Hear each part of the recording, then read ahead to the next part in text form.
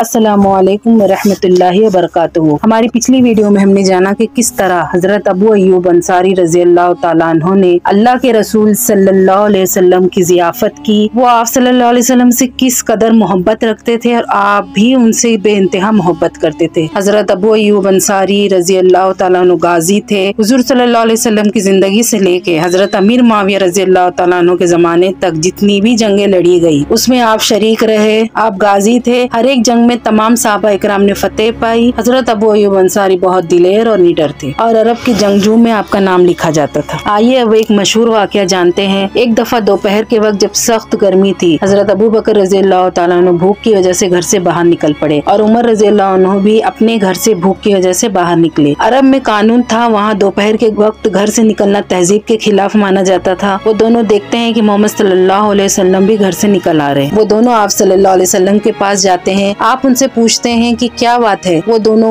अपने घर से निकलने की वजह बताते हैं तो नबी अकरम सल्लल्लाहु अलैहि वसल्लम भी भूख की वजह से घर से बाहर निकलने की वजह बताते हैं। फिर आप सल्लल्लाहु अलैहि वसल्लम दोनों को लेकर हजरत अबू अय्यूब अंसारी रज़ी अल्लाह तआला अन्हु के घर की तरफ तशरीफ ले जाते हैं। आपकी वालिदा दरवाजे पर तीनों का इस्तकबाल करती हैं और हजरत अबू अय्यूब अंसारी रज़ी अल्लाह तआला अन्हु घर के पीछे नखलिस्तान में होते हैं। आवाज सुनकर दौड़कर आते हैं और खुशामदीद कहते हैं। फिर जल्दी से जाके ठंडा पानी और खजूर की एक टहनी जिस पर गीली और सूखी खजूरें दोनों होती हैं आप हजरत के सामने रख देते हैं। आप सल्लल्लाहु अलैहि वसल्लम फरमाते हैं चंद खुश खजूरें ला लेते। तो वो कहते हैं कि नहीं या रसूलुल्लाह सल्लल्लाहु अलैहि वसल्लम, मेरा जी चाहा कि आप हर तरह की खजूरें तनाउल फरमाएं। फिर वो जाते हैं और अपनी बीवी से खाना तैयार करने के लिए कहते हैं। उनकी बीवी रोटियां बनाती है और खुद बकरी का एक बच्चा ज़बा करते हैं, आधे का सालन पकाते हैं और आधे को खुश्क भून कर दस्तरखान पर जमा देते हैं। तमाम हजरत तनाउल फरमाते हैं। फिर नबी अकरम सल्लल्लाहु अलैहि वसल्लम कहते हैं यही वो नेमतें हैं जिनके बारे में तुमसे सवाल किया जाएगा क़यामत के दिन कि जब तुम घर से निकले थे तो भूखे थे और अब लौट कर आए हो